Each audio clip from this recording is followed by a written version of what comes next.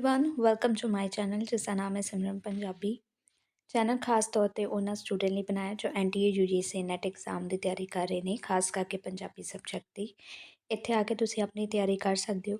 ਜਿੰਨੇ ਵੀ ਤੁਹਾਨੂੰ ਟੌਪਿਕ ਚਾਹੀਦੇ ਨੇ ਸਾਰੇ ਇਸ ਵੀਡੀਓਜ਼ ਦੇ ਵਿੱਚ ਜਾਂ ਫਿਰ ਇਸ ਚੈਨਲ ਦੇ ਉੱਤੇ ਤੁਹਾਨੂੰ ਮਿਲ ਜਾਣਗੇ।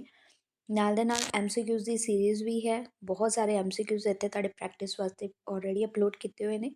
ਵੀਡੀਓਜ਼ ਤੁਸੀਂ ਦੇਖ ਸਕਦੇ ਹੋ। ਨਾਲ ਦੇ ਨਾਲ ਜਦੋਂ ਵੀ ਵੀਡੀਓਜ਼ ਦੇਖੋ ਲਾਈਕ ਜ਼ਰੂਰ ਕਰੋ, ਵੀਡੀਓਜ਼ ਨੂੰ ਸ਼ੇਅਰ ਕਰੋ, ਕਮੈਂਟ ਕਰਕੇ ਦੱਸੋ ਕਿਸ ਤਰ੍ਹਾਂ ਲੱਗਦੇ ਪਏ ਨੇ। ਅਤੇ ਜਿਹੜੇ ਨਿਊ ਸਬਸਕ੍ਰਾਈਬਰ ਨੇ ਚੈਨਲ ਨੂੰ ਪਹਿਲਾਂ ਸਬਸਕ੍ਰਾਈਬ ਜ਼ਰੂਰ ਕਰ ਲਓ। ਨਾਲ ਦੇ ਨਾਲ ਬੈਲ ਆਈਕਨ ਨੂੰ ਦਬਾ ਲਓ ਤਾਂ ਜੋ ਤੁਹਾਨੂੰ ਨੋਟੀਫਿਕੇਸ਼ਨ ਮਿਲਦੀ ਰਹੇ। ਸੋ ਟੌਪਿਕ ਸਾਡੇ ਚੱਲਦੇ ਪਏ ਨੇ ਪ੍ਰਾਕ੍ਰਿਤਾਂ ਦੇ ਬਾਰੇ। ਆਲਰੇਡੀ ਅਸੀਂ ਥੋੜ੍ਹੇ ਜਿਹਾ ਟੌਪਿਕ ਪਹਿਲੋਂ ਕਰ ਲਏ ਨੇ ਇਹਨਾਂ ਦੇ ਬਾਰੇ। ਹੁਣ ਅਸੀਂ ਦੂਜੀ ਅਵਸਥਾ ਜਿਹੜੀ ਹੈ ਉਹਨਾਂ ਦੇ ਬਾਰੇ ਹੁਣ ਕਰਾਂਗੇ। ਪਾਲੀ ਤੱਕ ਸਾਡਾ ਆਲਰੇਡੀ ਟੌਪਿਕ ਹੋ ਚੁੱਕਾ ਸੀ। ਹੁਣ ਨੈਕਸਟ ਆਉਂਦਾ ਹੈਗਾ ਵਾ ਸਾਡੇ ਕੋਲ ਪ੍ਰਾਕ੍ਰਿਤਿਕ ਭਾਸ਼ਾਵਾਂ ਦੂਜੀ ਉਪ ਅਵਸਥਾ। ਮੱਧਕਾਲੀਨ ਆਰੀਆ ਭਾਸ਼ਾਵਾਂ ਦੀ ਦੂਜੀ ਅਵਸਥਾ ਕੀ ਹੈ ਪ੍ਰਾਕ੍ਰਿਤਿਕ ਭਾਸ਼ਾਵਾਂ ਦੀ ਹੈ, ਅਤੇ ਜਿਨ੍ਹਾਂ ਦਾ ਸਮਾਂ ਕੀ ਗਿਆ ਸੀ ਪਹਿਲੀ ਸਦੀ ਤੋਂ ਲੈ ਕੇ 500 ਈਸਾ ਤੱਕ ਹੈਗੇ। ਹੁਣ ਦੇਖੋ ਪਹਿਲੀ ਜਿਹੜੀ ਹੈਗੀ ਸੀ ਉਸ ਦੇ ਵਿੱਚ ਅਗਰ ਦੇਖਿਆ ਜਾਵੇ ਤਾਂ ਸਾਡੇ ਕੋਲ ਵੈਦਿਕ ਸੰਸਕ੍ਰਿਤ, ਉਸ ਤੋਂ ਇਲਾਵਾ ਪਾਲੀ ਇਹ ਚੱਲ ਜਾਂਦੇ ਨੇ। ਸੈਕਿੰਡ ਅਗਰ ਸਾਡੀ ਉਪ ਅਵਸਥਾ ਆਉਂਦੀ ਹੈ ਤਾਂ ਉਹ ਸਾਡੀ ਜਿਹਨੂੰ ਅਸੀਂ ਸੈਕਿੰਡ ਸਟੇਜ ਕਹਿ ਦਿੰਦੇ ਹਾਂ, ਉਹ ਆ ਜਾਂਦੀ ਹੈਗੀ ਆ ਪ੍ਰਾਕ੍ਰਿਤਾਂ ਦੀ। ਅਤੇ ਇਹਨਾਂ ਦਾ ਸਮਾਂ ਹੈਗਾ ਵਾ ਪਹਿਲੀ ਸਦੀ ਯਾਨੀ ਕਿ ਫਸਟ 1 ਤੋਂ ਲੈ ਕੇ 500 ਤੱਕ। ਠੀਕ ਹੈ।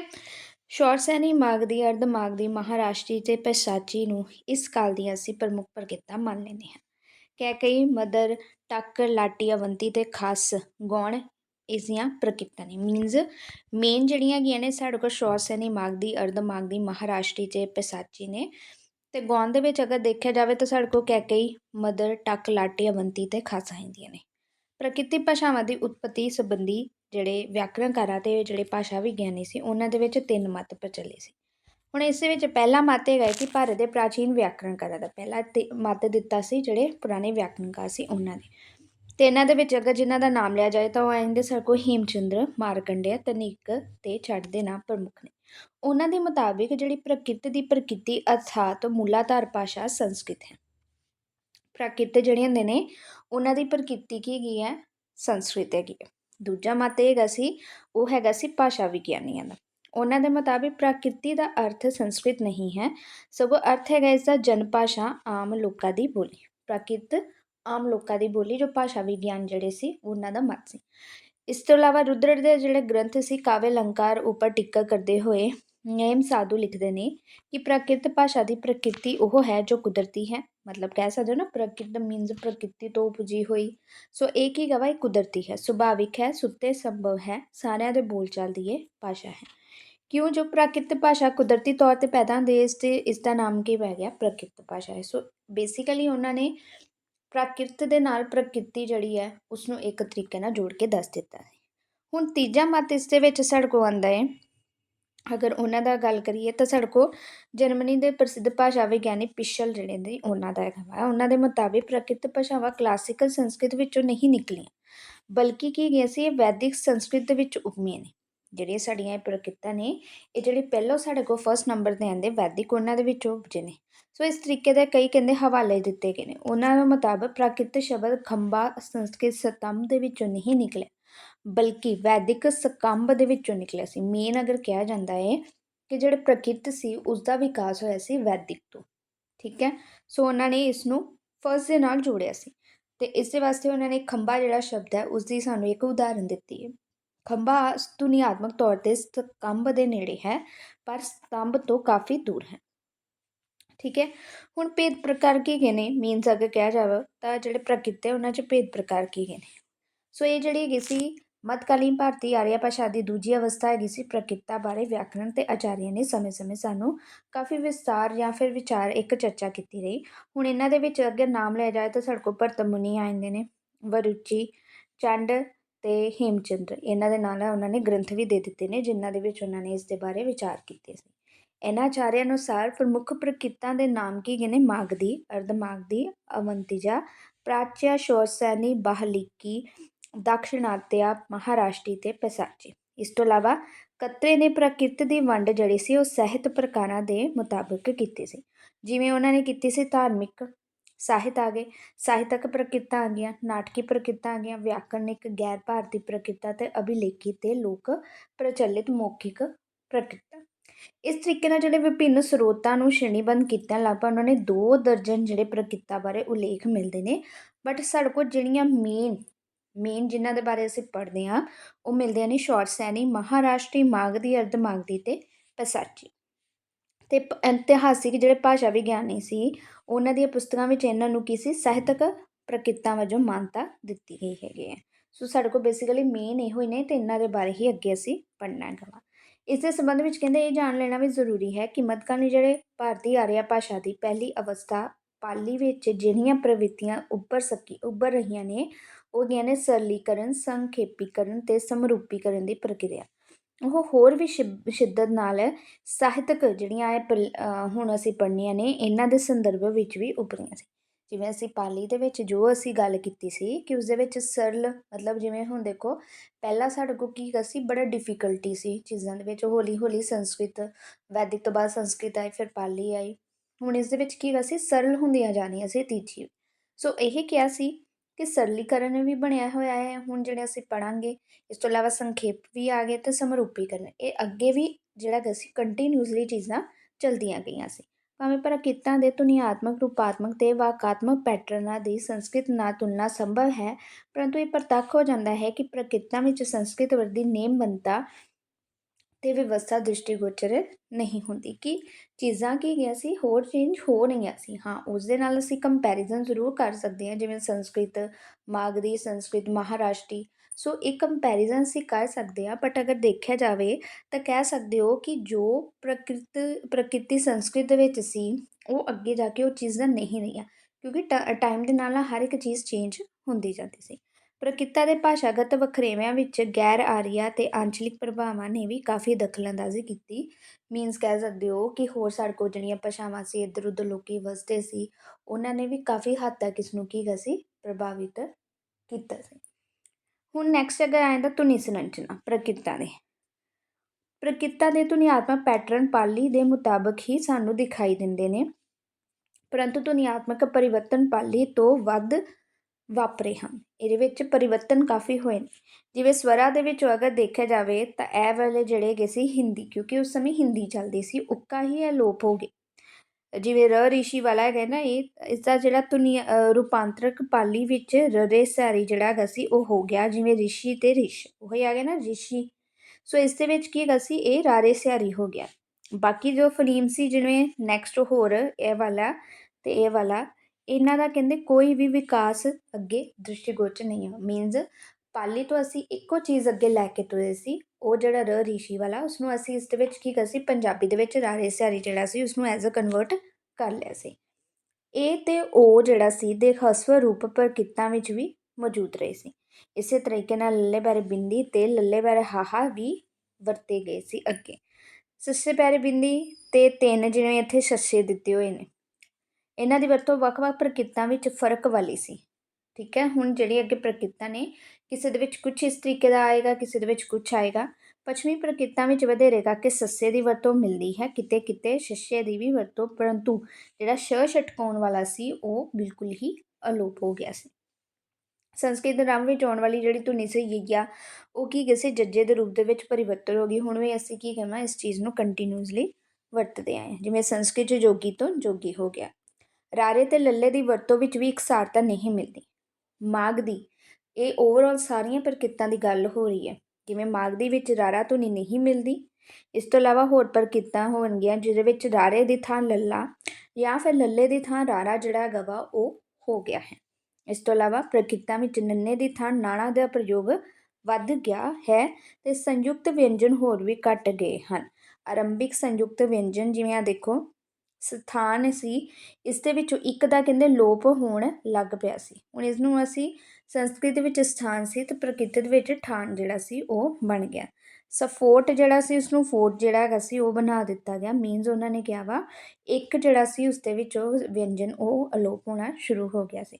ਵਿਚਕਾਰ ਆਉਣ ਵਾਲੇ ਅਤੇ ਅੰਤਿਮ ਸੰਯੁਕਤ ਵਿਅੰਜਨਾਂ ਵਿੱਚ ਦੁੱਤ ਹੋਣ ਵਾਲੀ ਰੁਚੀ ਜਿਹੜੀ ਸੀ ਉਹ ਵੱਧ ਗਈ ਸੀ। ਮਤਲਬ ਅਕਸ਼ ਤੋਂ ਅੱਖ ਬਣ ਗਿਆ, ਸਪਤ ਤੋਂ ਸੱਤ ਬਣ ਗਿਆ, ਸਰਪ ਤੋਂ ਸੱਪ ਬਣ ਗਿਆ ਅਤੇ ਪਸ਼ਚਾਤ ਤੋਂ ਪੱਛਾ ਬਣ ਗਿਆ। ਕਹਿ ਸਕਦੇ ਹੋ ਕਿ ਦੁੱਤ ਜਿਹੜੇ ਸੀ ਅੱਖਰ ਉਹ ਇਸ ਦੇ ਵਿੱਚ ਵਧੇ ਸੀ। ਅਤੇ ਸਵਰ ਭਗਤੀ ਯਾਨੀ ਕਿ ਸੰਯੁਕਤ ਵਿਅੰਜਨ ਵਿਚਲੇ ਇੱਕ ਸਵਰ ਦੀ ਵਰਤੋਂ ਉਹ ਜ਼ਿਆਦਾ ਹੋ ਗਈ, ਜਿਵੇਂ ਘ੍ਰਿਣਾ ਤੋਂ ਘ੍ਰਿਣਾ। ਇਹ ਜਿਹੜਾ ਸੀ ਹੁਣ ਕੀ ਕਰ ਸੀ, ਇਸ ਦੀ ਵਰਤੋਂ ਜਿਹੜੀ ਸੀ ਉਹ ਰਾਰਾ ਸਵਰ ਦੇ ਵਿੱਚ ਜਿਹੜਾ ਹੈਗਾ ਸੀ ਉਹਨਾਂ ਨੇ ਘ੍ਰਿਣਾ ਜਿਹੜਾ ਸੀ ਇਸਨੂੰ ਵਰਤੋਂ ਵਿੱਚ ਲੈ ਕੇ ਸਵਰ ਭਗਤੀ ਹੋਣ ਲੱਗ ਪਈ। ਇਸ ਤੋਂ ਇਲਾਵਾ ਕਈ ਜਿਹੜੇ ਸ਼ਬਦ ਸੀ ਉਹਨਾਂ ਦੇ ਵਿਚਕਾਰ ਆਉਣ ਵਾਲੇ ਜਿਹੜੇ ਵਿਅੰਜਨ ਸੀ ਸਵਰ ਜਾਂ ਅਰਧ ਸਵਰ ਵਿੱਚ ਬਦਲ ਗਏ ਸੀ।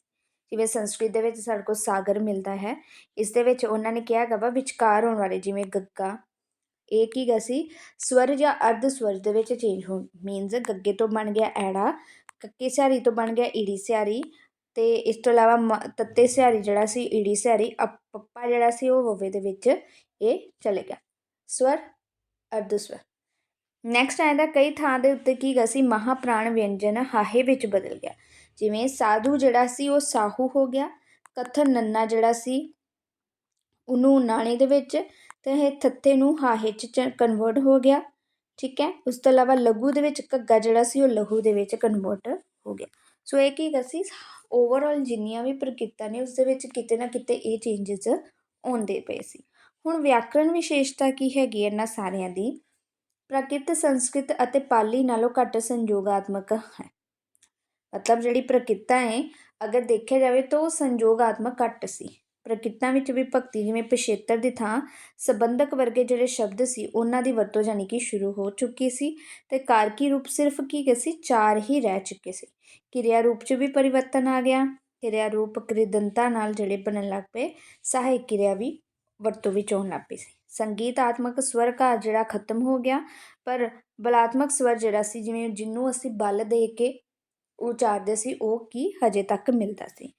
ਤਦਭਾਵ ਜਿਹੜੇ ਹੈਗੇ ਸੀ ਸ਼ਬਦਾਂ ਦਾ ਪ੍ਰਯੋਗ ਵੱਧ ਗਿਆ, ਫਲਸਰੂਪ ਕੀ ਗਾ ਸੀ 80% ਤਦਭਾਵ ਜਿਹੜੇ ਸ਼ਬਦ ਸੀ ਉਹ ਵਿਕਸਿਤ ਹੋ ਗਏ। ਇਸ ਤੋਂ ਇਲਾਵਾ ਦੇਸੀ ਸ਼ਬਦਾਂ ਦਾ ਢੇਰ ਸਾਰੀ ਸਮੱਗਰੀ ਵੀ ਉਪਲਬਧ ਹੋ ਗਈ। ਦੇਸੀ ਸ਼ਬਦ ਉਹ ਹੁੰਦੇ ਨੇ ਜਿਹੜੇ ਕਿ ਆਮ ਸਥਾਨ ਅਤੇ ਕਾਲ ਦੇ ਸੰਦਰਭ ਵਿੱਚ ਆਮ ਨੋਰਮਲ ਲੋਕਾਂ ਦੇ ਵਿੱਚ ਮਿਲਦੇ ਨੇ, ਅਤੇ ਇਹਨਾਂ ਦੀ ਨਿਰੁਕਤੀ ਸੰਸਕ੍ਰਿਤ ਜਾਂ ਵੈਦਿਕ ਭਾਸ਼ਾ ਵਿੱਚ ਉਪਲਬਧ ਨਹੀਂ ਹੁੰਦੀ। ਮੀਨਜ਼ ਪਹਿਲਾਂ ਜਿਹੜੇ ਹੈਗੇ ਸੀ ਇਹ ਚੀਜ਼ਾਂ ਨਹੀਂ ਹੁੰਦੀਆਂ ਸੀ, ਬਾਅਦ 'ਚ ਪ੍ਰਕਿਰਤਾ ਦੇ ਵਿੱਚ ਆਮ ਨੋਰਮਲ ਜਿਹੜੇ ਬੋਲੇ ਜਾਣ ਵਾਲੇ ਵਰਡ ਸੀ ਉਹ ਕਾਫੀ ਜਿਹੜੇ ਹੈਗੇ ਸੀ ਵਰਤੋਂ ਵਿੱਚ ਆਉਣ ਲੱਗ ਪਏ। ਹੁਣ ਕੁਝ ਦੇਸੀ ਸ਼ਬਦ ਜਿਵੇਂ ਖੱਡਾ, ਟੋਆ, ਖੰਕਰ, ਖਿੰਗਰ, ਖਿੱਚ, ਖਿਚੜੀ, ਖੱਟੜ, ਖੱਟੜ, ਖੋਟ, ਅਤੇ ਘੱਗ, ਘਰ, ਘੱਗਰਾ, ਘਰ, ਟੱਟ, ਅਤੇ ਇਹ ਜਿਹੜੇ ਹੈਗੇ ਸੀ ਵਰਡ ਆਮ ਨੋਰਮਲ ਜਿਹੜੇ ਸੀ ਉਹ ਬੋਲਣੇ ਸ਼ੁਰੂ ਹੋ ਗਏ ਸੀ। ਹੁਣ ਪ੍ਰਮੁੱਖ ਪ੍ਰਕਿਰਤਾ ਅਗਰ ਦੇਖਿਆ ਜਾਵੇ ਤਾਂ ਉਹਨਾਂ ਨੇ ਇਸ ਨੂੰ 2 ਸ਼੍ਰੇਣੀਆਂ 'ਚ ਵਿਭਾਜਿਤ ਕੀਤਾ ਹੈਗਾ। ਇਹਦੇ ਸਾਡੇ ਕੋਲ ਪ੍ਰਮੁੱਖ ਅਤੇ ਗੌਣ ਜਿਹੜੀਆਂ ਅਸੀਂ ਪਿੱਛੇ ਪੜ੍ਹ ਚੁੱਕੇ ਹਾਂ, ਪ੍ਰਮੁੱਖ 'ਚ ਕਿਹੜੀਆਂ ਅਤੇ ਗੌਣ 'ਚ ਕਿਹੜੀਆਂ ਨੇ। ਇਹਨਾਂ 'ਚ ਸਭ ਤੋਂ ਪਹਿਲਾਂ ਸਾਡੇ ਕੋਲ ਆਉਂਦੀ ਹੈ ਸ਼ੌਰ ਸੈਨੀ। ਸ਼ੌਰ ਸੈਨੀ ਜਿਹੜੀ ਹੈਗੀ ਹੈ ਇਸ ਨੂੰ ਅਗਰ ਅੱਜ ਕੱਲ੍ਹ ਦੇ ਇਲਾਕੇ ਦੇ ਵਿੱਚ ਦੇਖਿਆ ਜਾਏ ਤਾਂ ਮਥੁਰਾ ਕਿਹਾ ਜਾਂਦਾ ਹੈ। ਮੱਧ ਕਾਲ ਵਿੱਚ ਜਿਹੜਾ ਨਾਮ ਸ਼ੂਰਸੈਨ ਪ੍ਰਦੇਸ਼ ਸੀ, ਇੱਥੋਂ ਹੀ ਸ਼ੌਰ ਸੈਨੀ ਨਾਮ ਜਿਹੜਾ ਸੀ ਉਤਪਤ ਹੋਇਆ ਸੀ। ਸੰਸਕ੍ਰਿਤ ਨਾਟਕ ਸਾਹਿਤ ਵਿੱਚ ਇਸ ਪ੍ਰਕਿਰਤ ਦਾ ਬਹੁਤ ਪ੍ਰਯੋਗ ਹੋਇਆ ਹੈ। ਨਾਟਕਕਾਰ ਰਾਜਸ਼ੇਖਰ, ਅਸ਼ਵਘੋਸ਼ ਅਤੇ ਹੋਰ ਜਿਹੜੇ ਸਾਹਿਤਕਾਰਾਂ ਦੇ ਨਾਟਕ ਰੂਪਕ ਉਹਨਾਂ ਦੇ ਵਿੱਚ ਵੀ ਸਾਨੂੰ ਸ਼ੌਰ ਸੈਨੀ ਉਹਨਾਂ ਦੇ ਇੱਕ ਕਲਾਤਮਕ ਢੰਗ ਦੇ ਨਾਲ ਵਰਤੋਂ ਕੀਤੀ ਮਿਲ ਜਾਂਦੀ ਹੈ। ਬਹੁਤ ਸਾਰਾ ਜੈਨ ਸਾਹਿਤ ਵੀ ਇਸੇ ਦੇ ਵਿੱਚ ਹੀ ਮਿਲਦਾ ਹੈ। ਇਸ ਦੇ ਅੰਤਰਗਤ ਤੱਤੇ ਤੋਂ ਦੱਦਾ, ਯਈਏ ਤੋਂ ਜੱਜਾ, ਅਤੇ ਥੱਥੇ ਤੋਂ ਹਾਹਾ ਜਿਹੜਾ ਅਸੀਂ ਪਿੱਛੇ ਵੀ ਵੇਖਿਆ ਸੀ ਉਹ ਰੂਪਾਂਤਰਨ ਦ੍ਰਿਸ਼ਟੀਗੋਚਰ ਹੁੰਦਾ ਹੈ। ਅੱਗੇ ਆਉਂਦੇ ਸਾਡੇ ਕੋਲ ਮਹਾਰਾਸ਼ਟਰੀ। ਅਗਰ ਦੇਖਿਆ ਜਾਏ ਤਾਂ ਜੋ ਕਿ ਮਹਾਰਾਸ਼ਟਰ ਦੇ ਵਿੱਚ ਪ੍ਰਚਲਿਤ ਸੀ, ਅਤੇ ਇਸ ਵਿੱਚੋਂ ਹੀ ਆਧੁਨਿਕ ਭਾਸ਼ਾ ਜਿਹੜੀ ਮਰਾਠੀ ਸੀ ਉਸ ਦਾ ਵਿਕਾਸ ਹੋਇਆ ਸੀ। ਮਨਮੋਹਨ ਘੋਸ਼ ਦਾ ਮੱਤ ਹੈ ਕਿ ਮਹਾਰਾਸ਼ਟਰੀ ਸਮੁੱਚੇ ਜਿਹੜੇ ਹੈਗੇ ਸੀ ਭਾਰਤੀ ਰਾਸ਼ਟਰ ਦੀ ਭਾਸ਼ਾ ਸੀ। ਜਿਵੇਂ ਕਿ ਇਸ ਦੇ ਨਾਮ ਤੋਂ ਸਪਸ਼ਟ ਹੈ ਇਹ ਮਹਾਰਾਸ਼ਟਰੀ, ਅਤੇ ਹੋਰ ਜਿਹੜੀਆਂ ਪ੍ਰਕਿਰਤਾਂ ਦੀ ਤੁਲਨਾ ਵਿੱਚ ਸਾਹਿਤਕ ਤੌਰ 'ਤੇ ਬੜੀ ਇਹ ਅਮੀਰ ਭਾਸ਼ਾ ਰਹੀ ਹੈ, ਅਤੇ ਬਹੁਤ ਸਾਰਾ ਇਸ ਦੇ ਵਿੱਚ ਕਾਵਿ ਰਚਿਆ ਗਿਆ। ਇਸ ਦੇ ਵਿੱਚ ਮੱਧਵਰਤੀ ਜਿਹੜਾ ਵਿਅੰਜਨ ਹੈ ਉਹ ਅਲੋਪ ਹੋ ਜਾਂਦਾ ਹੈ। ਫੋਰ ਐਗਜ਼ਾਮਪਲ ਜਿਵੇਂ ਸਾਗਰ ਤੋਂ ਐੜਾ ਅਤੇ ਸਾਰ ਬਣ ਗਿਆ, ਮਦਨ ਤੋਂ ਮਅਣ ਬਣ ਗਿਆ। ਮੀਨਸ ਕਹਿ ਸਕਦੇ ਹੋ ਵਿਚਕਾਰਲਾ ਜਿਹੜਾ ਵਿਅੰਜਨ ਸੀ ਉਹ ਅਲੋਪ ਹੋ ਗਿਆ। ਮਹਾਪ੍ਰਾਣ ਧੁਨੀਆਂ ਹਾਹਾ ਵਿੱਚ ਕੀ ਗਏ ਸੀ ਪਰਿਵਰਤਨ ਹੋ ਜਾਂਦੀਆਂ ਸੀ। ਟੈਂਕਾ, ਠੱਠਾ, ਡੱਡਾ ਧੁਨੀਆਂ ਜਿਹੜੀਆਂ ਸੀ ਉਹ ਡੱਡਾ, ਢੱਡਾ ਅਤੇ ਲੱਲੇ ਦੇ ਵਿੱਚ ਰੂਪਾਂਤਰਨ ਹੋ ਜਾਂਦਾ ਸੀ। ਨੈਕਸਟ ਆਉਂਦਾ ਹੈਗਾ ਵਾ ਸਾਡੇ ਕੋਲ ਮਾਘ ਦੀ ਪ੍ਰਕਿਰਤ, ਅਤੇ ਇਹ ਕੀ ਗਈ ਸੀ ਪ੍ਰਾਚੀਨ ਮਗਧ ਦੀ ਪ੍ਰਾਕ੍ਰਿਤ ਦਾ ਨਾਮ ਮਾਘਦੀ ਸੀ। ਅਜੋਕੇ ਜਿਹੜੇ ਬਿਹਾਰ ਪ੍ਰਦੇਸ਼ ਵਿੱਚ ਇਹ ਹੈਗਾ ਹੈ। ਅਤੇ ਇਸ ਤੋਂ ਇਲਾਵਾ ਕਿ ਮੱਧ ਪ੍ਰਦੇਸ਼ ਦਾ ਜਿਹੜਾ ਹੈਗਾ ਸੀ ਨਗਰ ਪਾਟਲੀਪੁੱਤਰ, ਜਿਹੜਾ ਕਿ ਹੁਣ ਪਟਨਾ ਹੈਗਾ ਹੈ, ਇਤਿਹਾਸ ਵਿੱਚ ਬਹੁਤ ਪ੍ਰਸਿੱਧ ਹੈ। ਅਤੇ ਬੁੱਧ ਜਿਹੜੇ ਸੀ ਉਹਨਾਂ ਨੇ ਆਪਣੇ ਪ੍ਰਵਚਨ ਮਾਗਧੀ ਵਿੱਚ ਹੀ ਜ਼ਿਆਦਾ ਉਚਾਰੇ ਸੀ, ਅਤੇ ਇਸ ਨੂੰ ਹੀ ਅਗਰ ਕਿਹਾ ਜਾਵੇ ਤਾਂ ਬੋਧ ਕਾਲ ਦੇ ਵਿੱਚ ਪਾਲੀ ਕਿਹਾ ਜਾਂਦਾ ਸੀ। ਸ਼ੂਦਰਕ ਦੇ ਸੰਸਕ੍ਰਿਤ ਨਾਟਕ ਮ੍ਰਿਸ਼ਕਟਿਕ ਵਿੱਚ ਇਸ ਪ੍ਰਕਿਰਤੀ ਦਾ ਵੀ ਕਾਫੀ ਪ੍ਰਯੋਗ ਹੋਇਆ ਹੈ। ਮਾਗਧੀ ਵਿੱਚ ਅਗਰ ਦੇਖਿਆ ਜਾਵੇ ਤਾਂ ਸਾਡੇ ਕੋਲ ਜਿਹੜਾ ਸ਼ੱਸ਼ਾ ਹੈ, ਸੱਸਾ ਧੁਨੀਆਂ ਵਿੱਚ ਸ਼ੱਸ਼ੇ ਦੇ ਵਿੱਚ ਇਹ ਕੀ ਹੈਗਾ ਸੀ, ਕਨਵਰਟ ਹੋ ਗਈ। ਜਿਵੇਂ ਹੰਸ ਸੀ, ਸੱਸਾ ਸੀ, ਉਹ ਕੀ ਹੈਗਾ ਸੀ, ਸ਼ੱਸ਼ੇ ਦੇ ਵਿੱਚ ਚੱਲ ਗਿਆ। ਇਸ ਤੋਂ ਇਲਾਵਾ ਰਾਰੇ ਦਾ ਲੱਲੇ ਦੇ ਵਿੱਚ ਰੂਪਾਂਤਰਨ ਹੋ ਗਿਆ, ਜਿਵੇਂ ਰਾਜਾ ਤੋਂ ਲਾਜਾ, ਨਰ ਤੋਂ ਨੱਲੇ। ਇਸ ਤੋਂ ਇਲਾਵਾ ਤੱਤਾ ਅਤੇ ਤੱਤੇ ਦਾ ਦੱਦੇ ਦੇ ਵਿੱਚ ਰੂਪਾਂਤਰਨ ਹੋ ਗਿਆ। ਇਸੇ ਤਰੀਕੇ ਨਾਲ ਕਰਤਾ ਕਾਰਕ ਇੱਕ ਵਚਨ ਦੇ ਵਿਭਕਤੀਆਂ ਰੂਪਾਂ 'ਚ ਵਿਭਕਤੀ ਪਿਛੇਤਰ ਇਹ ਲੱਗਦਾ ਹੈ। ਨੈਕਸਟ ਆਉਂਦਾ ਹੈਗਾ ਸਾਡੇ ਕੋਲ ਅਰਧ ਮਾਗਧੀ ਪ੍ਰਕਿਰਤ। ਮਗਧ ਅਤੇ ਜਿਹੜਾ ਸ਼ੂਸੈਨ ਇਲਾਕੇ ਦੇ ਜਿਹੜੇ ਦਰਮਿਆਨੀ ਖੇਤਰ ਦੀ ਪ੍ਰਾਕ੍ਰਿਤ ਭਾਸ਼ਾ ਦਾ ਨਾਮ ਕੀ ਹੈਗਾ ਸੀ, ਅਰਧ ਮਾਗਧੀ। ਇਸ ਵਿੱਚ ਮਾਗਧੀ ਅਤੇ ਸ਼ੌਰਸੈਨੀ ਦੋਹਾਂ ਦੇ ਸਾਨੂੰ ਲੱਛਣ ਮਿਲਦੇ ਨੇ, ਅਤੇ ਵਿਦਵਾਨਾਂ ਮੁਤਾਬਕ ਇਹ ਪ੍ਰਕਿਰਤ ਅਵਧ ਅਤੇ ਭੋਜਪੁਰ ਦੀ ਭਾਸ਼ਾ ਜਿਹੜੀ ਰਹੀ ਹੈ। ਮਾਗਧੀ ਅਰਧ ਮਾਗਧੀ ਨੂੰ ਭਗਵਾਨ ਬੁੱਧ ਨੇ ਭਗਵਾਨ ਬੁੱਧ ਅਤੇ ਜਿਹੜੇ ਮਹਾਵੀਰ ਸੀ ਦੋਨੋਂ, ਉਹਨਾਂ ਦੀ ਮਾਤਰ ਭਾਸ਼ਾ ਹੋਣ ਦਾ ਮਾਣ ਪ੍ਰਾਪਤ ਹੁੰਦਾ ਹੈ। ਪਰੰਤੂ ਮਗਰੋਂ ਅੱਗੇ ਜਾ ਕੇ ਬੋਧਾਂ ਨੇ ਪਾਲੀ ਨੂੰ ਅਪਣਾ ਲਿਆ, ਅਤੇ ਅਰਧ ਮਾਗਧੀ ਜਿਹੜੀ ਸੀ ਉਹ ਸਿਰਫ ਜੈਨ ਭਾਸ਼ਾ ਜਿਹੜਾ ਧਰਮ ਸੀ ਉਹਨਾਂ ਦੀ ਭਾਸ਼ਾ ਹੀ ਬਣ ਕੇ ਰਹਿ ਗਈ ਸੀ। ਜੈਨ ਲੋਕ ਅਰਧ ਮਾਗਧੀ ਨੂੰ ਵੈਦਿਕ ਸੰਸਕ੍ਰਿਤ ਤੋਂ ਵੀ ਪ੍ਰਾਚੀਨ ਮੰਨਦੇ ਨੇ। ਇਸ ਵਿੱਚ ਬਹੁਤ ਸਾਰਾ ਸਾਨੂੰ ਸਾਹਿਤ ਵੀ ਮਿਲਦਾ ਹੈ। ਅਰਧ ਮਾਗਧੀ ਅਤੇ ਭਾਸ਼ਾਗਤ ਲੱਛਣ ਮਾਗਧੀ ਪ੍ਰਕਿਰਤ ਦੇ ਨਾਲ ਸਾਂਝੇ ਮਿਲਦੇ ਨੇ। ਉਕਤ ਪ੍ਰਕਿਰਤਾ ਤੋਂ ਬਿਨਾਂ ਅਗਰ ਦੇਖਿਆ ਜਾਵੇ ਤਾਂ ਇਸ ਦੇ ਵਿੱਚ ਸਾਨੂੰ ਪੈਸਾਚੀ ਉਸਦਾ ਵੀ ਜ਼ਿਕਰ ਮਿਲਦਾ ਹੈ, ਅਤੇ ਇਸ ਨੂੰ ਇੱਕ ਜਿਹੜੇ ਅਸੀਂ ਪ੍ਰਾਚੀਨ ਪ੍ਰਕਿਰਤ ਮੰਨਦੇ ਹਾਂ। ਜਰਮਨ ਵਿਦਵਾਨ ਪਿਸ਼ਲ ਦਾ ਮੱਤ ਹੈ ਕਿ ਪ੍ਰਕਿਰਤ ਪਿਸ਼ਾਚ ਜਾਤੀ ਦੁਆਰਾ ਜਾਂ ਪਿਸ਼ਾਚ ਦੇਸ਼ ਜਿਹੜਾ ਸੀ ਉਸ ਦੇ ਵਿੱਚ ਬੋਲੀ ਜਾਂਦੀ ਸੀ, ਅਤੇ ਹਰਦੇ ਬਾਹਰੀ ਪੱਛਮ ਉੱਤਰੀ ਖੇਤਰ ਵਿੱਚ ਇਸ ਪ੍ਰਕਿਰਤ ਦਾ ਨਿਵਾਸ ਸਥਾਨ ਮੰਨਦੇ ਨੇ। ਪਰੰਤੂ ਇਸ ਪ੍ਰਕਿਰਤ ਵਿੱਚ ਬਹੁਤ ਸਾਰੀ ਸਾਨੂੰ ਜਾਣਕਾਰੀ ਜਿਹੜੀ ਹੈ ਉਹ ਨਹੀਂ ਮਿਲਦੀ ਹੈਗੀ। ਕੈਕਈ ਅਤੇ ਟੱਕੀ ਜਿਹੜੀ ਸੀ ਇਸੇ ਕਾਲ ਦੀਆਂ ਸਾਨੂੰ ਇੱਕ ਹੋਰ ਜਿਹੜੀਆਂ ਪ੍ਰਕਿਰਤਾਂ ਮਿਲਦੀਆਂ ਨੇ। ਸੁਕੁਮਾਰ ਸੇਨ ਜਿਹੜੇ ਸੀ ਉਹਨਾਂ ਨੇ ਕੰਪਰੇਟਿਵ ਗ੍ਰਾਮਰ ਆਫ ਮਿਡਲ ਇੰਡੋ ਆਰੀਅਸ ਦੇ ਵਿੱਚ ਪ੍ਰਾਚਯ, ਸ਼ਾਕਾਰੀ, ਚਾਂਡਾਲੀ, ਸਾਬਰੀ, ਅਵੰਤੀ, ਪੰਚਾਲੀ ਆਦਿ ਜਿਹੜੇ ਪ੍ਰਕਿਰਤ ਹੋਰ ਸੀ ਉਹਨਾਂ ਦੇ ਬਾਰੇ ਵੀ ਜ਼ਿਕਰ ਕੀਤਾ ਸੀ। ਗੁਰੂ ਗੋਬਿੰਦ ਸਿੰਘ ਜੀ ਨੇ ਬਚਿੱਤਰ ਨਾਟਕ ਵਿੱਚ ਮਦਰ ਦੇਸ਼ ਅਤੇ ਮਦਰ ਪ੍ਰਕਿਰਤ ਬਾਰੇ ਵੀ ਉਲੇਖ ਦਿੱਤਾ ਸੀ।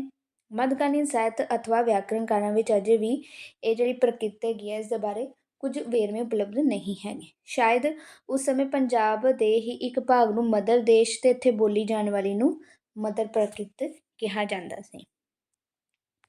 ਅਗਰ ਹੁਣ ਨੈਕਸਟ ਆ ਜਾਂਦਾ ਹੈਗਾ ਸਾਡੇ ਕੋਲ ਅਪਭ੍ਰੰਸ਼ ਭਾਸ਼ਾਵਾਂ, ਜਿਹੜੀ ਤੀਜੀ ਅਵਸਥਾ ਆਉਂਦੀ ਹੈਗੀ ਹੈ। ਭਾਸ਼ਾ ਇੱਕ ਪਰਿਵਰਤਨਸ਼ੀਲ ਪ੍ਰਕਿਰਿਆ ਦਾ ਨਾਮ ਹੈ। ਜਟਿਲਤਾ ਤੋਂ ਇਹ ਸਰਲਤਾ ਵੱਲ ਅਤੇ ਔਖ ਤੋਂ ਇਹ ਸੁੱਖ ਵੱਲ ਗਤੀਸ਼ੀਲ ਰਹਿੰਦੀ ਹੈ। ਸੰਸਕ੍ਰਿਤ ਤੋਂ ਅੱਗੇ ਪ੍ਰਾਕ੍ਰਿਤਾਂ ਤੋਂ ਅਪਭ੍ਰੰਸ਼ਾਂ ਦਾ ਜਿਹੜਾ ਇਸ ਦਾ ਸਫ਼ਰ ਸੀ ਉਹ ਕਾਫੀ ਕਹਿੰਦੇ ਇਸ ਨੂੰ ਲਕਸ਼ਣਿਤ ਕਰਦਾ ਹੈਗਾ ਵਾ। ਅਪਭ੍ਰੰਸ਼ ਸ਼ਬਦ ਦੀ ਉਤਪੱਤੀ ਸੰਸਕ੍ਰਿਤ ਦੇ ਅਗੇਤਰ ਅਪ ਅਤੇ ਧਾਤੂ ਭ੍ਰੰਸ਼ ਤੋਂ ਹੋਈ ਹੈ।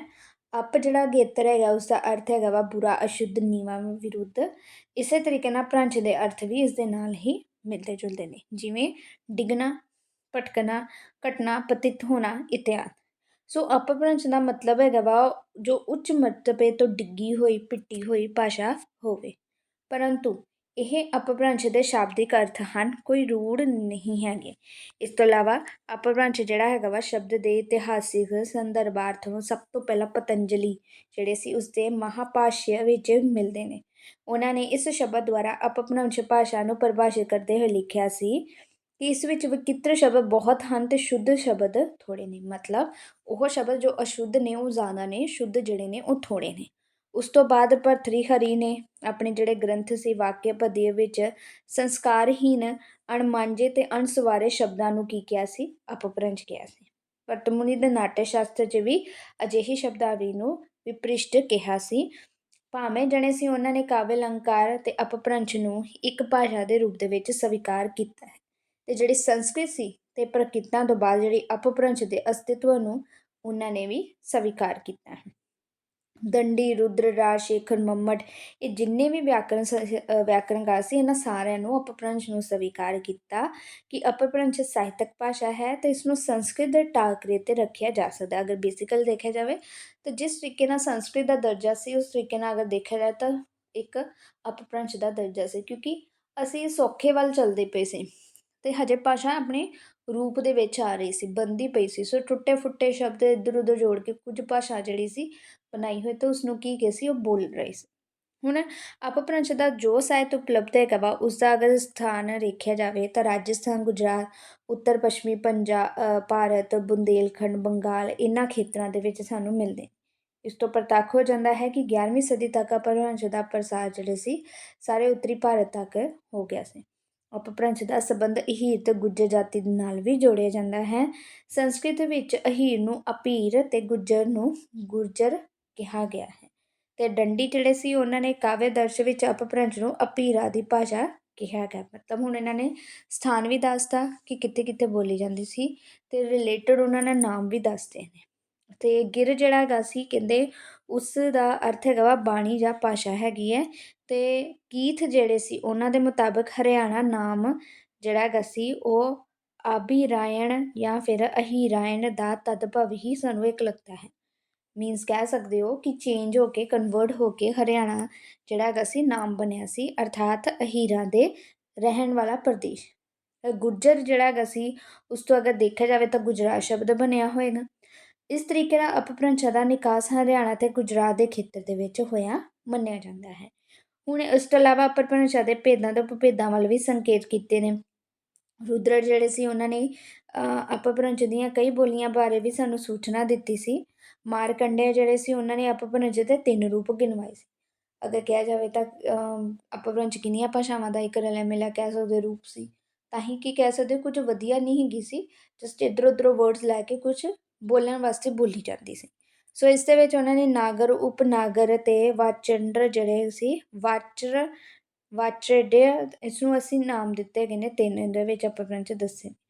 ਕੁਝ ਵਿਦਵਾਨ ਹੋਰ ਸੀ ਜਿਨ੍ਹਾਂ ਦਾ ਮਤ ਹੈਗਾ ਸੀ ਕਿ ਅਪਭ੍ਰੰਸ਼ ਦੀਆਂ ਭਿੰਨ ਭਿੰਨ ਬੋਲੀਆਂ ਭਾਰਤ ਦੇ ਵੱਖ-ਵੱਖ ਦੇਸ਼ ਜਾਂ ਪ੍ਰਦੇਸ਼ ਜਾਂ ਖੇਤਰਾਂ ਦੇ ਵਿੱਚ ਇਹ ਪ੍ਰਚਲਿਤ ਹੈਗੇ ਨੇ। ਇਸ ਤੋਂ ਇਲਾਵਾ ਨੈਕਸਟ ਅਗਰ ਦੇਖਿਆ ਜਾਵੇ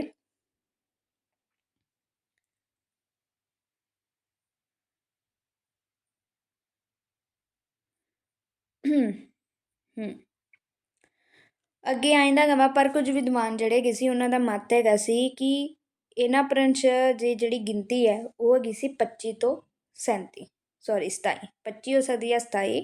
ਨਵੀਨ ਜਿਹੜੇ ਭਾਸ਼ਾ ਜਿਹੜੇ ਹੈਗੇ ਸੀ ਭਾਰਤੀ ਭਾਸ਼ਾਵਾਂ ਜਿਵੇਂ ਹੁਣ ਜਿਹੜੀਆਂ ਬੋਲੀਆਂ ਜਾਂਦੀਆਂ ਉਹਨਾਂ ਦੇ ਵਿਕਾਸ ਤੋਂ ਵੀ ਇਸ ਤੱਥ ਦੀ ਜਿਹੜੀ ਹੈਗੀ ਸੀ ਪੁਸ਼ਟੀ ਹੋ ਜਾਂਦੀ ਹੈ ਕਿ ਭਾਰਤ ਵਿੱਚ ਜਿਹੜੀਆਂ ਬੋਲੀਆਂ ਜਾਣ ਵਾਲੀਆਂ ਅਪਭ੍ਰੰਸ਼ਾਂ ਤੋਂ ਹੀ ਜਿਹੜੀਆਂ ਵੱਖ-ਵੱਖ ਬੋਲੀਆਂ ਸੀ ਹੁਣ ਜਿਹੜੀਆਂ ਬੋਲੀਆਂ ਜਾਂਦੀਆਂ ਉਹਨਾਂ ਦਾ ਵਿਕਾਸ ਹੋਇਆ ਸੀ। ਅਤੇ ਭੋਲਾਨਾਥ ਤਿਵਾੜੀ ਮੁਤਾਬਕ ਵੱਖ-ਵੱਖ ਜਿਹੜੀਆਂ ਭਾਸ਼ਾਵਾਂ ਹੈਗੀਆਂ ਨੇ ਉਹਨਾਂ ਦੀ ਜਨਨੀਆਂ ਹੋਣ ਦੀ ਸੂਰਤ ਵਿੱਚ ਸਾਨੂੰ ਸ਼ੌਰ ਸੈਣੀ, ਮਹਾਰਾਸ਼ਟਰੀ ਮਾਗਧੀ, ਅਰਧ ਮਾਗਧੀ, ਕੈਕੇ ਅਤੇ ਪਸਾਚੀ ਦੀ ਹੋਂਦ ਸਵੀਕਾਰ ਕਰ ਲੈਣੀ ਚਾਹੀਦੀ ਹੈ। ਹੁਣ ਦੇਖੋ ਇਹਦੇ ਵਿੱਚ ਤੁਹਾਨੂੰ ਇਹ ਵੀ ਦੇਖਣ ਨੂੰ ਮਿਲੇਗਾ, ਸ਼ੌਰ ਸੈਣੀ ਦੇ ਵੇਖਿਓ ਕਿਹੜੇ ਕਿਹੜੇ ਇਲਾਕੇ ਦੇ ਵਿੱਚ ਇਸ ਨੂੰ ਬੋਲੀ ਜਾਂਦੀ ਸੀ। ਸੋ ਕੀ ਹੋਏਗਾ ਉੱਥੋਂ ਜਿਹੜੀਆਂ ਅੱਗੋਂ ਭਾਸ਼ਾਵਾਂ ਨਿਕਲੀਆਂ ਹੋਣਗੀਆਂ, ਸੋ ਇਹਦੇ ਵਿੱਚੋਂ ਹੀ ਜ਼ਿਆਦਾਤਰ ਕੀ ਗਏ ਸੀ ਉਹ ਅੱਗੇ ਨਿਕਲੀਆਂ ਹੋਣਗੀਆਂ। ਸੋ ਉਹ ਹੀ ਆ ਜਾਂਦਾ ਨਾ ਕਿ ਇਹਦੇ ਵਿੱਚੋਂ ਹੀ ਜਿਹੜੀਆਂ ਹੁਣ ਆਧੁਨਿਕ ਭਾਰਤ ਵਿੱਚ ਭਾਸ਼ਾ ਬੋਲੀਆਂ ਜਾਂਦੀਆਂ ਇਸ ਦੇ ਵਿੱਚੋਂ ਹੀ ਨਿਕਲੀਆਂ ਹੋਣਗੀਆਂ।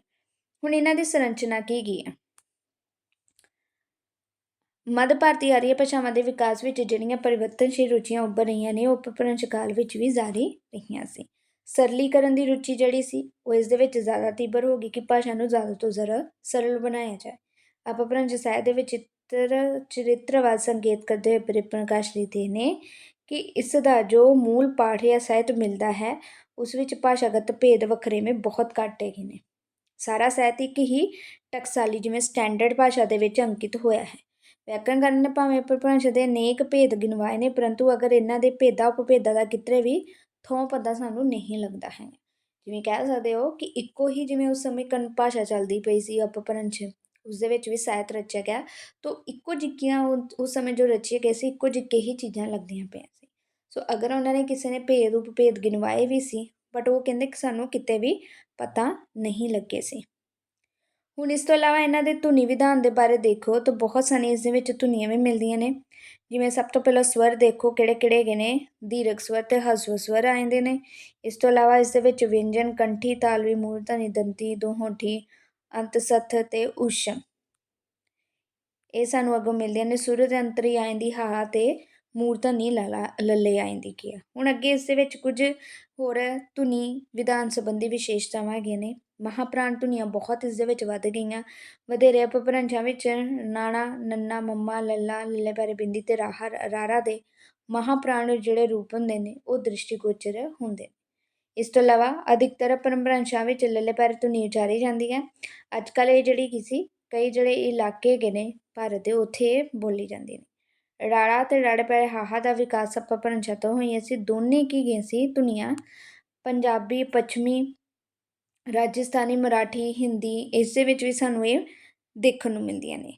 ਅਪਭ੍ਰੰਸ਼ਾਂ ਵਿੱਚ ਨਾਣਾ ਜੀ ਉਸਦੀ ਵਰਤੋਂ ਵੱਧ ਗਈ ਸੀ ਅਤੇ ਇਹ ਸ਼ਬਦਾਂ ਦੇ ਆਰੰਭ ਵਿੱਚ ਹੁੰਦਾ ਸੀ, ਜਿਵੇਂ ਨਾਣੇ, ਕੰਨਾ, ਨਾਣ ਆਦਿ ਸ਼ਬਦ। ਇਹ ਬੋਲਣ ਦੇ ਵਿੱਚ ਵਰਡ ਆ ਜਾਂਦਾ ਨਹਾਉਣ ਜਾਣਾ, ਠੀਕ ਹੈ। ਨਹਾਉਣਾ ਆਉਂਦਾ ਹੈਗਾ ਵਾ, ਜਾਂ ਫਿਰ ਕਹਿ ਸਕਦੇ ਨਹਾਉਣਾ ਆਉਂਦਾ ਵਾ, ਜਾਂ ਫਿਰ ਇਸ਼ਨਾਨ ਕਰਨਾ ਆਉਂਦਾ। ਸੋ ਇਹ ਕੀ ਹੈਗਾ ਸੀ, ਨਾਣੇ ਦੀ ਵਰਤੋਂ ਵੱਧ ਗਈ ਅਤੇ ਸ਼ਬਦਾਂ ਦੇ ਸ਼ੁਰੂ 'ਚ ਆਉਂਦਾ ਸੀ। ਸੰਯੁਕਤ ਵਿਅੰਜਨ ਸੰਸਕ੍ਰਿਤ ਅਤੇ ਪਾਲੀ ਨਾਲੋਂ ਬਹੁਤ ਘੱਟ ਮਿਲਦੇ ਨੇ, ਪਰ ਸੰਯੁਕਤ ਸਵਰਾਂ ਦੀ ਜਿਹੜੀ ਵਰਤੋਂ ਸੀ ਉਹ ਵੱਧ ਗਈ ਸੀ। ਅਗਰ ਕਿਹਾ ਜਾ ਸਕੇ ਕਿ ਵਿਅੰਜਨ ਘੱਟ ਗਏ ਅਤੇ ਸਵਰ ਵੱਧ ਗਏ ਸੀ। ਹਸਵ ਸਵਰਾਂ ਦੇ ਅੰਤ ਵਿੱਚ ਆਮ ਆਉਂਦੇ ਸੀ। ਇਸੇ ਕਾਰਨ ਅਪਭ੍ਰੰਸ਼ਾਂ ਨੂੰ ਉਅੰਕਿਤ ਭਾਸ਼ਾਵਾਂ ਵੀ ਕਿਹਾ ਗਿਆ, ਜਿਵੇਂ ਅੰਗ, ਏਕ, ਸੱਚ, ਕਾਰਨ ਆਦਿਕ। ਇਹ ਕੀ ਹੈਗਾ ਸੀ, ਊੜੇ ਔਂਕੜ ਇਹ ਲਾਸਟ 'ਤੇ ਆ ਗਿਆ, ਜਿਵੇਂ ਅਸੀਂ ਗੁਰਬਾਣੀ 'ਚੋਂ ਕਰਦੇ ਨੇ ਅੱਗੋਂ ਪੰਜਾਬੀ ਇਸ ਤਰੀਕੇ ਦੇ ਨਾਲ ਜਿਹੜੀ ਹੈਗੀ ਸੀ ਉਹ ਚੱਲਣੀ ਸ਼ੁਰੂ ਹੋਈ ਸੀ। ਅਪਭ੍ਰੰਸ਼ਾਂ ਦੀ ਇੱਕ ਹੋਰ ਵਿਸ਼ੇਸ਼ਤਾ ਨਾਸਕੀ ਜਿਹੜੇ ਸਵਰ ਸੀ ਉਹਨਾਂ ਦੀ ਵਰਤੋਂ ਹੈ, ਜੋ ਅਜੋਕੀਆਂ ਭਾਸ਼ਾਵਾਂ ਦੇ ਵਿੱਚ ਵੀ ਮੌਜੂਦ ਸੀ, ਉਦੋਂ ਵੀ ਹੋਏ ਸੀ। ਸਵਰ ਅੰਤਿਮ ਲੋਪ ਹੋ ਗਿਆ, ਜਿਵੇਂ ਪ੍ਰਿਆ, ਪਿਆ ਹੋ ਗਿਆ, ਪੀਆ ਇਸ ਦੇ ਵਿੱਚ ਬਣ ਗਿਆ ਸੀ। ਨੈਕਸਟ ਹੈਗਾ ਵਾ ਮੱਧਵਰਤੀ ਜਿਹੜੇ ਹੈਗੇ ਸੀ ਸੁਰ ਸੰਧੀ, ਅਰਥਾਤ ਸ਼ਬਦਾਂ ਦੇ ਮੱਧ ਦੇ ਵਿੱਚ ਜਿਹੜੇ ਵਿਅੰਜਨ ਸੀ ਉਹ ਲੋਪ ਹੋਣ ਪਿੱਛੋਂ ਵਿਕਸਿਤ ਹੋਏ ਸਵਰ ਵਿਅੰਜਨ ਹੋ ਕੇ ਸੰਧੀ ਸਵਰਾਂ 'ਚ ਰੂਪਾਂਤਰਿਤ ਹੋ ਗਏ, ਜਿਵੇਂ ਯਾਦ੍ਰਿਸ਼ ਜਿਸ ਨੂੰ ਅਸੀਂ ਅਪਭ੍ਰੰਸ਼ ਜਯੇਸ ਕਿਹਾ ਸੀ, ਇਹਨੂੰ ਉਹਨਾਂ ਨੇ ਜੇਹਾ ਕਿਹਾ ਗਿਆ ਹੈਗਾ। ਇਸ ਤੋਂ ਇਲਾਵਾ ਸੁਖ ਕੇਲੀ, ਸੁਹੇਲੀ ਅਤੇ ਸਹੇਲੀ ਇਹਦੇ ਵਿੱਚ ਕਨਵਰਟ ਹੋ ਗਏ। ਮੰਮੇ ਦਾ ਜਿਹੜਾ ਸੀ ਵਵਲ ਅਤੇ ਟਿੱਪੀ ਦਾ ਰੂਪਾਂਤਰਨ ਹੋ ਗਿਆ। ਕਮਲ, ਕਵਲ ਅਤੇ ਕਵਲ ਜਿਹੜਾ ਹੈਗਾ ਸੀ ਇਹਨੂੰ ਇਹਦੇ ਵਿੱਚ ਜਾਂ ਕੋਲ ਇਹ ਇਸ ਦੇ ਵਿੱਚ ਚਲਾ ਗਿਆ। ਮਹਾਂਪੁਰਾਣ ਵਿਅੰਜਨ ਦੀ ਥਾਂ ਹਾਹੇ ਦਾ ਵਿਕਾਸ ਹੋ ਗਿਆ। ਯੇ ਦੀ ਥਾਂ ਜੱਜਾ ਰੂਪਾਂਤਰਨ ਹੋ ਗਿਆ। ਅੰਤਰਸਵਰੀ ਵਿਅੰਜਨਾਂ ਦਾ ਇਸ ਦੇ ਵਿੱਚ ਲੋਪ ਹੋ ਗਿਆ। ਅੱਗੇ ਆਉਂਦੇ ਗਏ ਹੁਣ ਵਿਆਕਰਣ ਵਿਸ਼ੇਸ਼ਤਾ। ਅਪਭ੍ਰੰਸ਼ ਭਾਸ਼ਾਵਾਂ ਪ੍ਰਕਿਰਤਾ ਨਾਲ ਵਧੇਰੇ ਵਿਯੋਗਾਤਮਕ ਨੇ। ਕਾਰਕੀ ਰੂਪ 3 ਰਹਿ ਗਏ, ਕਰਤਾ, ਕਰਮ ਅਤੇ ਸੰਬੋਧਨ। ਇਸ ਤੋਂ ਇਲਾਵਾ ਕਰਨ ਅਤੇ ਅਧਿਕਰਨ ਦੋਨਾਂ ਦਾ ਰੂਪ ਸਾਂਝਾ, ਅਤੇ ਤੀਜਾ ਰੂਪ ਮਿਲਦਾ ਸਾਨੂੰ ਸੰਪ੍ਰਦਾਨ, ਅਪਾਦਾਨ ਅਤੇ ਸੰਬੰਧ ਦਾ ਮਿਲਦਾ ਹੈ। ਸੰਬੰਧਕਾਂ ਦੀ ਵਰਤੋਂ ਕਾਫੀ ਵੱਧ ਗਈ ਸੀ। ਪ੍ਰਕਿਰਤਾ ਵਿੱਚ ਕੁਝ ਥੋੜ੍ਹੇ ਜਿਹੇ ਸ਼ਬਦ ਜਿਹੜੇ ਸੀ ਉਹ ਹੀ ਸੰਬੰਧਕਾਂ ਦੀ ਥਾਂ ਵਰਤੋਂ ਜਿਹੜੇ ਵਿੱਚ ਆਉਣੇ ਸ਼ੁਰੂ ਹੋ ਚੁੱਕੇ ਸੀ, ਜਿਵੇਂ ਥਿਉ, ਤੋਂ, ਥੋਂ, ਕੇਰਾ, ਦਾ, ਦੇ, ਦੀ ਆਦਿ। ਇਹ ਕੀ ਹੈਗਾ ਸੀ, ਇਹ ਵਾਲੇ ਵਰਡ ਯੂਜ਼ ਹੋਣੇ ਸ਼ੁਰੂ ਹੋਏ। ਇਹਨਾਂ ਨੇ ਤਾਂ ਦੱਸਿਆ ਕਿ ਉਸਦਾ ਮਤਲਬ ਕੀ ਹੁੰਦਾ ਸੀ, ਠੀਕ ਹੈ।